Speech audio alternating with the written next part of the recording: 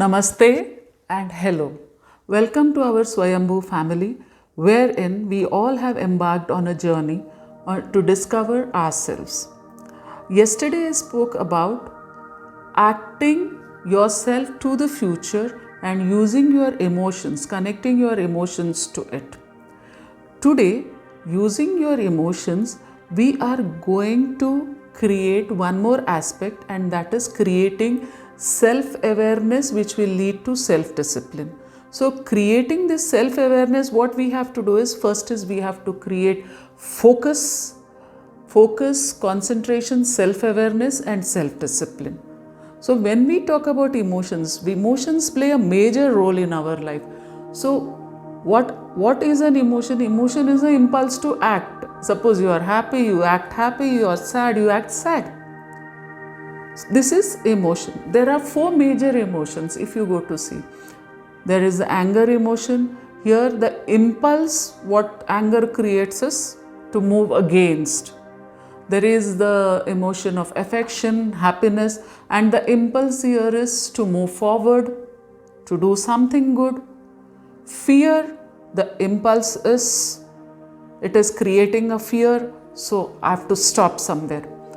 And the next one is sadness. Sadness, the impulse here is just to remain still. If I am sitting on the sofa for a long time, let me go on sitting. Let me be in that comfort zone. So being in the comfort zone is what sadness takes you to. So what do these emotions do to you? Sometimes you think very clearly. Sometimes there are no clarity of thoughts and we become very impulsive. So what do we do at that time? At that time, what is required is disciplining ourselves, focusing ourselves, concentrating ourselves. How do we do it? So the first thing that we do is, whenever you have emotions which flip-flop or go up and down, first thing is you press the pause button. Think why these emotions are going on, and then you act with a clarity. Now have a self-awareness to recognize when your emotions are trying to move you towards the wrong direction, and then you create a self-discipline to regulate yourself. The more stressful the situation and stronger the emotion, the more important it is for you to exercise self-awareness and self-discipline. Think, feel, act. They are internal chain of events. So what you think, in that way you feel, and how you feel, you act accordingly. So how do you get your emotions under control? Now we are human beings. We all have 24 hours in a day. Out of the 24 hours, you remove the 7 to 8 hours that we sleep.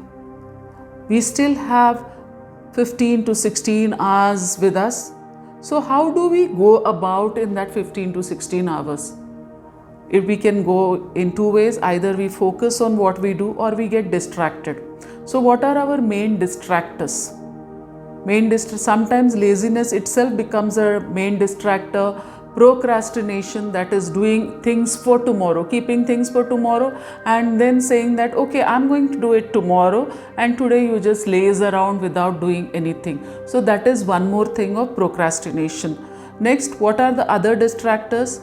Okay, you have your smartphones, you have the TV, you have the internet, social media. They become our main distractors. So we call it as technological, whatever you can just put up, this becomes our distraction. So can we blame everything, all the distractions, only to technology? Because you are having a smartphone, that is why it's a distractor? It can be yes or no.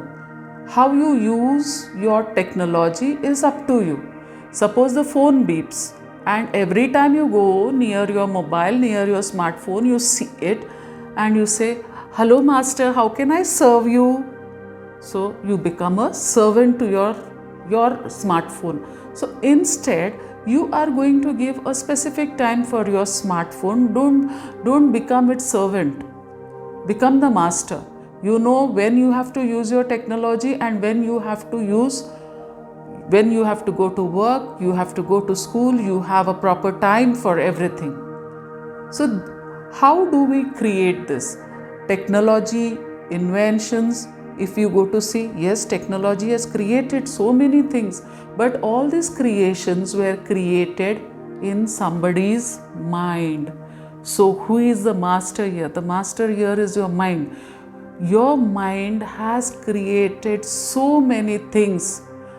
Inventions, discoveries, what the world has seen is the creation of somebody's, which was created in somebody's mind. So if you see people have stepped to the moon, you see your smartphones, rockets are sent to Mars. So what? It's the creation of the mind. So can you imagine how powerful is your mind if you create a focus, concentrate, you're self-aware of yourself. So how do we do this? Now when you talk about the mind, there is one nice big bulb that always glows inside your mind, that is awareness. Where you take your awareness, the mind goes behind it. If you take your awareness to something very intelligent, something very fruitful, your mind says, yes, I'm going to do it. But if you take your mind here and there, you get up in the morning and you say, okay, the mind will ask you once what I have to do today. No, we have got up, let's go to sleep. And then again you get up, you eat and go to sleep. So this is how you use your mind. So where your awareness goes, how do you put your awareness there? So before putting the awareness, we have to see how many sections, how our mind works. Mind has so many different sections, just like your laptop or computer, which has so many different apps. So mind has its own emotions, and in those emotions there are many emotions which are very good, some are emotions which are bad. Next is the mind also thinks about relationships, the mind thinks about creativity, the mind thinks about art, you name it, and the mind has that section inside. So how can you use that mind so fruitfully? So wherever our awareness goes, now suppose you take your awareness to something that distracts you, the mind goes there only. You see, you come, you get up, you come, you on the TV, you see the news. Okay, it's a distractor. Are you doing anything fruitful there? There's nothing fruitful there. Sometimes we allow people to take over us. Whatever the people says, we go along with the flow of the people, the things, the social media. So is it the right way of creating an awareness? So how do you create this self-awareness? It is by concentrating on one thing at a time. Don't give lot of time, maybe 30 minutes. That's more than enough.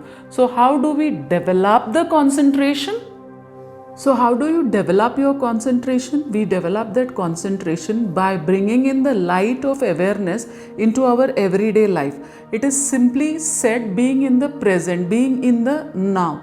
Suppose you are a student, you are listening to your teacher in the class. So where will your awareness be? Your awareness will be only on your teacher and what is she teaching.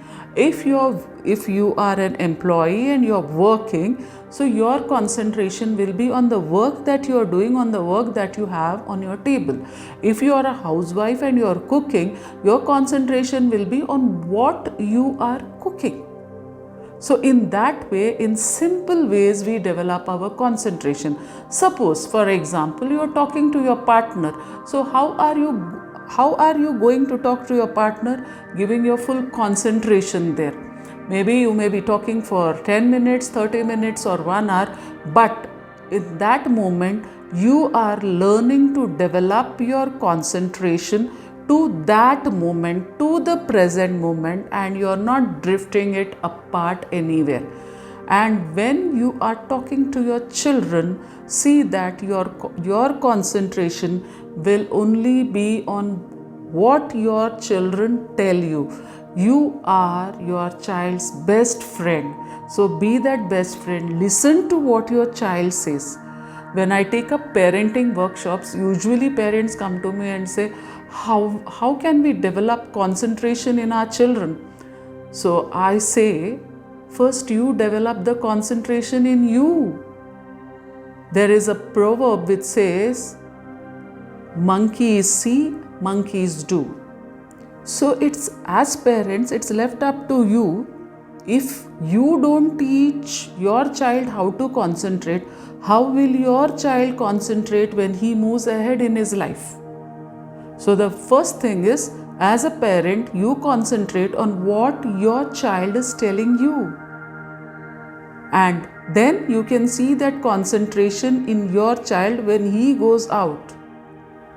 Now, developing this concentration at times initially will be very difficult, because you have to focus the light of awareness and concentrate on the person before you or on the work which is there in front of you.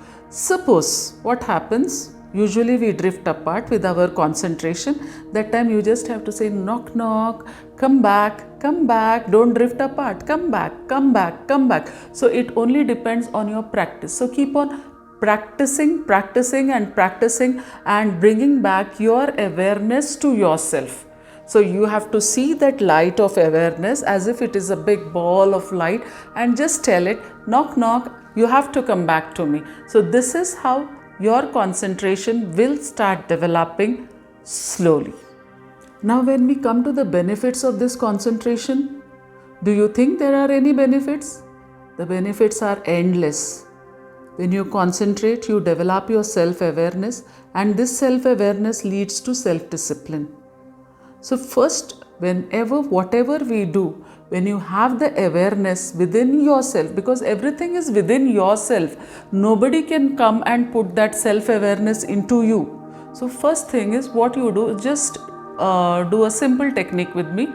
Sit straight, your shoulders straight, back straight, and your spine erect. Keep your hands on your thighs and close your eyes. Breathe in for a count of 1, 2, 3, 4. Just hold for 1, 2, 3, 4 and release through your nose. 1, 2, 3, 4. So you can do this, especially when you have to concentrate, when you have to do a work. At that time, just before doing that work, you can start with this. Do this breathing for 3 or 4 times, and you step into your work. And later on, whenever you feel that you are losing your concentration, if you want, just move here and there, and then do this deep breathing, and then start once again. See, your life depends on what you are concentrating on, where your awareness goes. Suppose the awareness goes to unnecessary things, you don't have a proper goal, like what am I going to see? Yesterday I have given you how you see your future, how you act your future. So when you act your future, where will you bring your awareness? Your awareness should be on your particular goal. Suppose I am cooking, my awareness should be on my cooking. Then only I can create a beautiful, a tasty dish. So same thing goes even with the students. When you are studying, your awareness should only be on studying. Studying what you have to study, do it.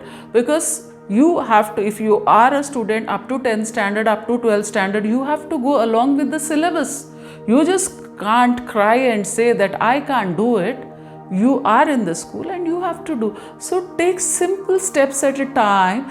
Keep your awareness, focus and concentrate and move ahead. Whatever your life's goal, until and unless you create a self-awareness within yourself, it's not easy to move forward. It is said, life gives you what you give it.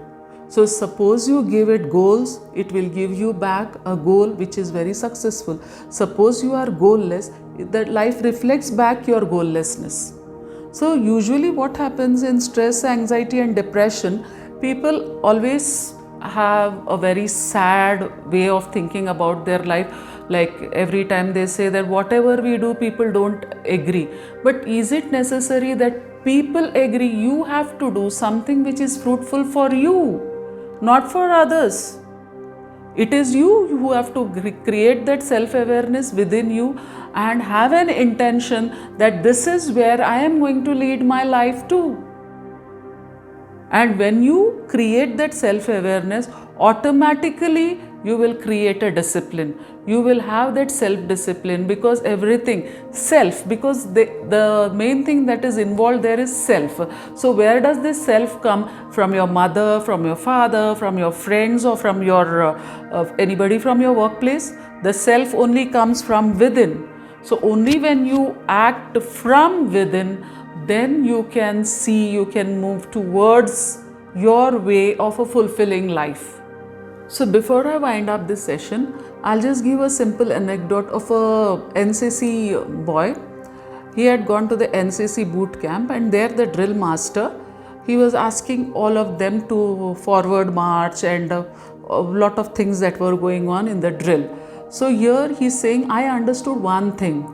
And what was that thing that he understood? He says, until and unless I put the internal self of me to agree to what my drill master says, till then I can't even move